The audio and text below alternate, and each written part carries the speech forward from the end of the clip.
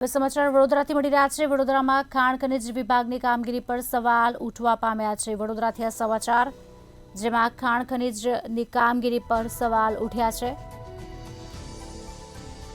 સંકલન બેઠકમાં ધારાસભ્યો અને સાંસદે સવાલ ઉઠાવ્યા છે। સાંસદ હેમાંગ જોશી સહિત ધારાસભ્યોએ ઉગ્ર રજૂઆત કરી છે।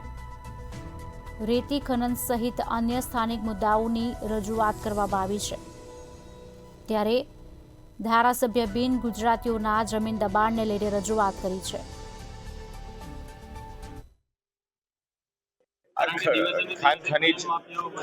ખાણ ખનીજની કામગીરી બાબતે કેટલાક પ્રશ્નો છે, તો કલેક્ટર સાહેબશ્રીએ આજરોજ જે તે પ્રાંત અધિકારીને પણ કાર્યવાહી કરવા માટે સૂચના આપેલી છે। આજે સાંસદશ્રીએ પણ રજૂઆત કરી, શૈલેષભાઈએ પણ રજૂઆત કરી અને તમામ ધારાસભ્ય સંસદે રેતી ખનનની અંદર જે રીતનો જિલ્લાની અંદર ચાલી રહ્યું છે એમાં તમામ લોકોએ રજૂઆત કરી અને આ રેતી ખનન જે ગેરકાયદેસર રીતે થઈ રહ્યું છે એની ઉપર કડક કાર્યવાહી કરી અને જે અધિકારીઓ આની અંદર ઇન્વોલ્વ છે એની ઉપર પણ પગલાં લેવા જોઈએ એવી આજની આ સંકલનની અંદર માંગણી હતી। આગામી દિવસોમાં કોઈ એવું દાખલારૂપ આપને લાગે છે?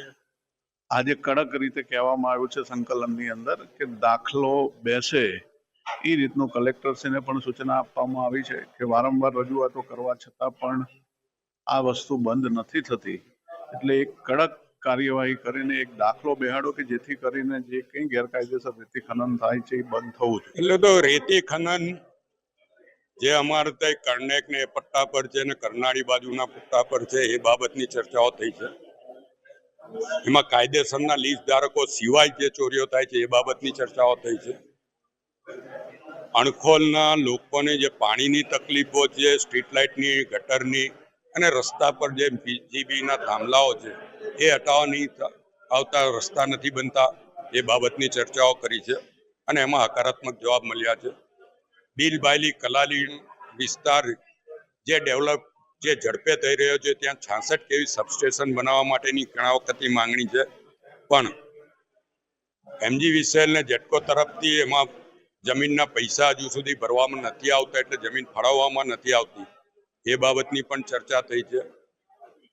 બીજા નંબરે જે બોગસ ખેડૂતો બન્યા છે અને જે રીતે ચાલી રહ્યું છે, હમણાં વાઘોડિયાના ધારાસભ્યએ જે રીતે દાખલો બેસાડ્યો એ રીતના ડભોઈમાં પણ આવા ખેડૂતો બની બેઠેલા છે, જે ખરેખર ખેડૂતો એને દબાવવામાં આવે છે, એમની પાસે ખોટી રીતના દસ્તાવેજો કરાવી લેવામાં આવ્યા છે, એની પણ પુરાવા સાથે રજૂઆત કરી છે અને એની પર પણ એક્શન લેવાનું કીધું છે કે વ્હીલ દ્વારા જેટલા ખેડૂત થયા હોય એની પણ તપાસ કરવી જોઈએ।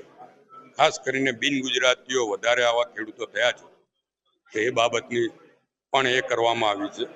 અને લેન્ડ ગ્રેબિંગ એની જે ફરિયાદો લોકો કરે છે, લેન્ડ ગ્રેબિંગમાં ખરેખર જ્યારે કોઈની પર લેન્ડ ગ્રેબિંગ લાગતું હોય ત્યારે એ માણસ જો વગદાર હોય તો નીચેથી કમિટી સુધી કેસ આવવા નથી દેતો અને કલેક્ટર જે કમિટી બોલાવે છે ત્યારે એ કેસ અંદર આવતો જ નથી અને ઘણા લાંબા સમયથી સરકારમાંથી પણ અહીંયા ફોન આવ્યા હોય, અમે પણ કીધું હોય અને અરજદારે પણ કીધું હોય, છતાં પણ એ કેસ અંદર ના આવતા હોય એ કેસની વિગતો પણ આપી છે અને એવા કેસો જે કોઈ કર્મચારી રોકતા હોય કર્મચારીઓ પણ પગલાં લેવાની સૂચના આપવામાં આવી છે।